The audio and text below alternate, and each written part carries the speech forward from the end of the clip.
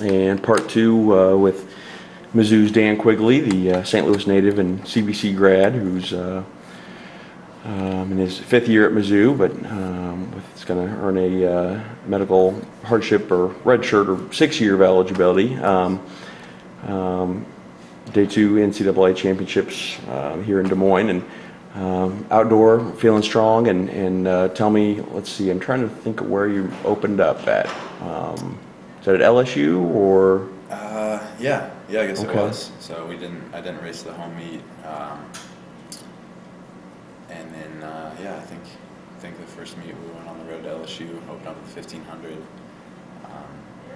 Pretty quick. What, 3:40? 3:45. Okay. Yeah, that was kind of surprising to me. Yeah. Coach had kind of thrown out there that he thought maybe it could run. My goal going in was just be competitive, be in the race. Sure. So I was hoping to run 350. Yeah. And then that would be a bit nice PR for me, considering I ran 357 or something the year before. Sure. I thought maybe I could run 350. Yeah. After what I'd done during indoors. Sure. And Coach said he thought I could run 48. Yeah. And then I just got in the race. We went out in 59 high, came through 620 or 800 like 203. Mm-hmm. And then we came through 1200 and like 302 high. Okay. And I was like, well, hey, I'm right there, right? Yeah. So last 300, just passed a couple guys and ended up winning, which was a nice bonus too. But then sure. I didn't even know. I didn't even look at the clock. After I finished, and my teammate Max came up right behind me and was just going crazy. Right? Yeah. We ran 345 and 346. And Kyle, I was like, what? Murrid, not too far behind you, I think. So. It was right there. And it was a really fun race just because it was kind of unexpected. Sure. And we had a lot of fun that week. Yeah. Like that all Mondo track down there. It's a really nice facility. Yeah. The stands and the whole deal is top notch. And then what? Next up was Mount Sac. Is that right? Yeah, we went out to California. 5K. Yeah. And took down the Mizzou school 5K record. Yep. Tell me about the thoughts going into that, and then the race and how that went for you. Going into the race, I knew that there was a couple guys in my heat that were around the 14-minute mark, and I was really hoping somebody was going to be taking the initiative to push the pace. And after the first mile, it didn't really look like that was going to happen. Yeah. So I just went ahead and started going, trying to churn out some 67s and 66s. And, right. I was a little frustrated having to do that, going out to California. Sure. Having to kind of run a bit of a time trial. Yeah. Not really the ideal situation. I mean, it could have been a little bit of a better heat, but in the end, I broke 14 minutes and 13:55, right? 55, yeah. Got a nice PR, nice score record. So yeah. It was still a good trip and it's a lot of fun. Does that make all the tough times that much sweeter? Did you ever think, you know what? I had a nice high school career. I've had some good college races, and you've had injury and trying to come back and injury. I mean, did you ever say, you know what? I'll just hang up the spikes and move on? It definitely crossed my mind. When after 2 surgeries. Well, actually, it was more after the first surgery that I thought, do I really want to go through all this? How long is it going to take me? How much work is it going to take to get back to the fitness that I had before? But I did that after my first surgery, and I started to get back in shape. And then I had another surgery. Well, then after the second surgery, I knew, all right, I've already done this after one. Right. I've put this much into it. I'm not going to give up now. Yeah. So, it definitely feels really good just to be able to do that after so many setbacks. Right. Makes it a lot sweeter. And then going to Big 12s, and obviously just a loaded distance conference, and especially lately, and with some great guys. And I'm sure the goal there was not just be on all conferences time, to be in there at the end and try to, be there to win it. Well, we never really talked about winning it. Sure. There's a lot of good people in the Big 12, obviously, a lot of big names. I think on the ascending order list, I was 8th. Okay. But we also knew going into the 10K, a lot of people ran. Some were doubling, some were doing back, 15, some were. So that knowledge was really helpful because we knew that there's going to be some people that were definitely going to be tired, and just really the goal and the race plan was just get in the race and be competitive again. Just be there when the race starts. Yeah. The first half of the race is usually pretty tactical, and especially in championship events like that. Right. So whatever the pace is, the first half. Yeah. Just be there when the move is made. Yeah. And be ready to go. So that's what happened. A couple guys went out. A couple laps in, kind of little separation. The Texas guys, and I knew that a lot of people were doubling, so I was like, let's just make them hurry. Let's go. If these guys want to go, I'm ready to go. Yeah, and you kind of made a move, and the rest of the group kind of followed you The pack kind of came up, and about halfway through the race, a couple guys from Oklahoma and Oklahoma State were up there and were ready to go. And with a mile left, it kind of started to break down, I think. Yeah. And I was there. I was right. I was taking it lap at a time. It was painful, Yeah. It was definitely hard to hang on, but with about 600 to go, I could feel like I had something left. And yeah. I really thought with 100 to go, I thought I was going to win. But well, it was funny because I was about 300 meters, coming off the turn, and I think you're about fourth there, and with German Fernandez there, and you at some point you must have blown by him, and I think Alex George, I guess Oklahoma was able to hold on and pull off the double, and just the photos of the finish, it looked like you were pretty disappointed, like man, a little bit longer and you could have had it. Yeah. It didn't, going into the race, it didn't really cross my mind that I could be a Big 12 champion. Yeah. I just wanted to get in there, but it's, that competitive desire, when you're right there and it's so close, man, it's tough to have missed by that much. So. Right. But it was a really fun race, definitely. It was really I'm glad that it's exciting. It seems like championship races are getting faster. I mean, in so many years past, it's like if you didn't have a qualifying time as a distance runner going into conference, well, you weren't going any postseason because they would just be, 14:20, 14:30 could win, or 31 minutes might win the 10K sometimes, and it's fun to see that it's getting more competitive and guys are pushing each other. So, well, then take me to 2 weeks ago to Texas, and I think you, let's see, two heats of the 5K and separate, and you were. I guess it's essentially the 12th guy in, but you were, I think you were one of the two non-automatic qualifiers, I guess. Yeah. So tell me how that went, and was that Friday night or was that Saturday? I'm trying to think when that was. That was Saturday night. Okay. Yeah. So it was the second heat. Definitely had the advantage there with being able to see how fast the first heat went. Right.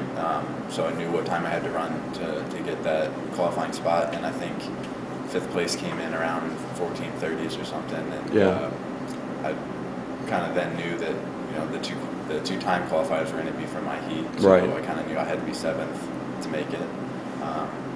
I really tried to go with the pack, the lead pack of 6 that kind of broke away towards the end of the race, and I just didn't quite make it with that group, but I stuck with the next pack of 4.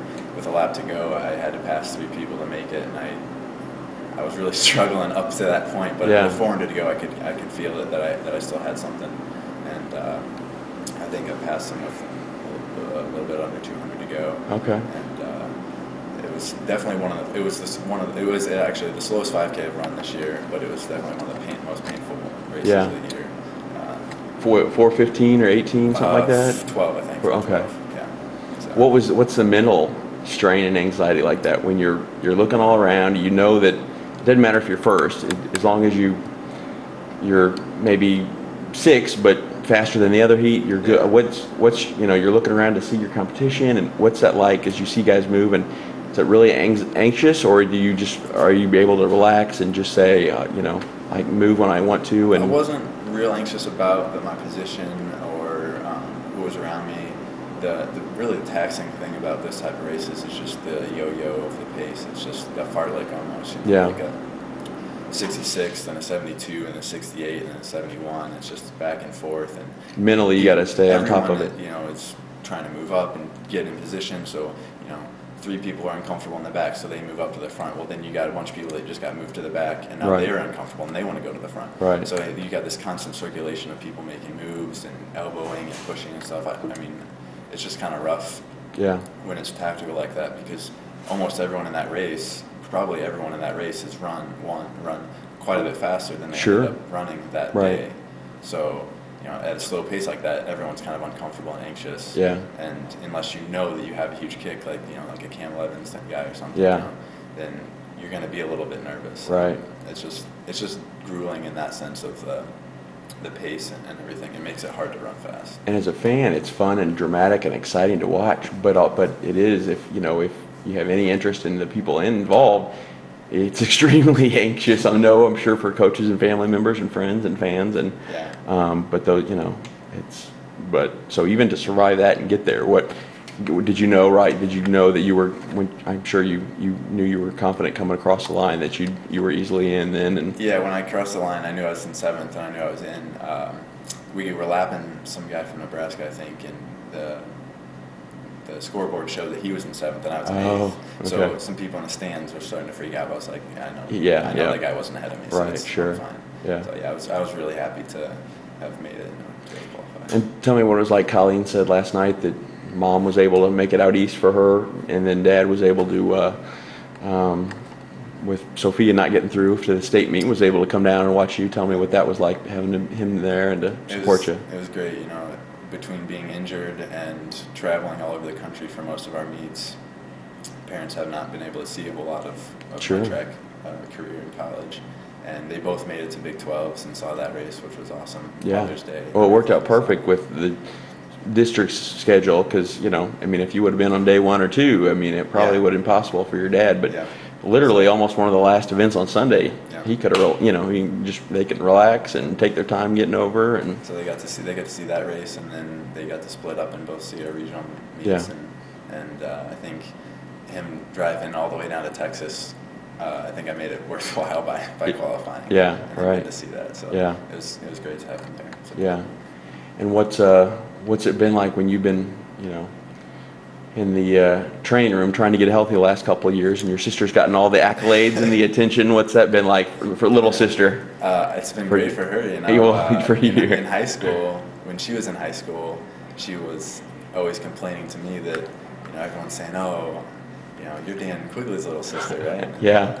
But now that I'm in college and I've been somewhat unknown for a couple of years with being injured and stuff. Yeah. Even when me and the guys who won Drake Relays on the flow track video, Yeah. they mentioned Colleen. It's like, Oh, that's hilarious. I'm leading the first leg of the Drake Relays. Right. And we end up winning the Drake Relays, and I still am not, doing this on my own ride. They just talk Right. about my sister. So now I'm Colleen Quigley's older brother Yeah. instead of her being my little sister. That's so she's hilarious. getting some revenge from high school. So. Right.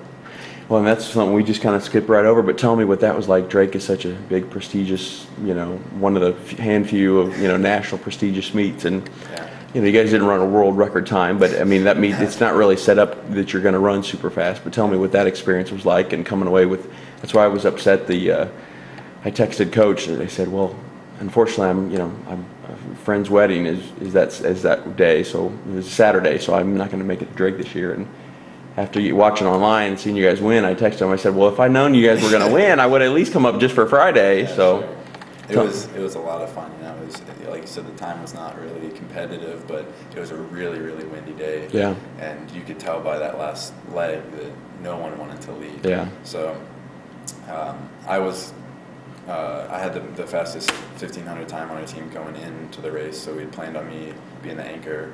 But then we saw how windy it was, and we switched it up last minute, let Ricky anchor, because we figured last leg's probably going to be tactical, and it might be useful to have someone with 146, 800 speed on the end of it. So I ran the first leg, and we were just trying to, I think between the 4 of us, we led or were in the first couple places for the entire race. Right. So that was really the goal, was just to get out there and run hard and compete and have some fun.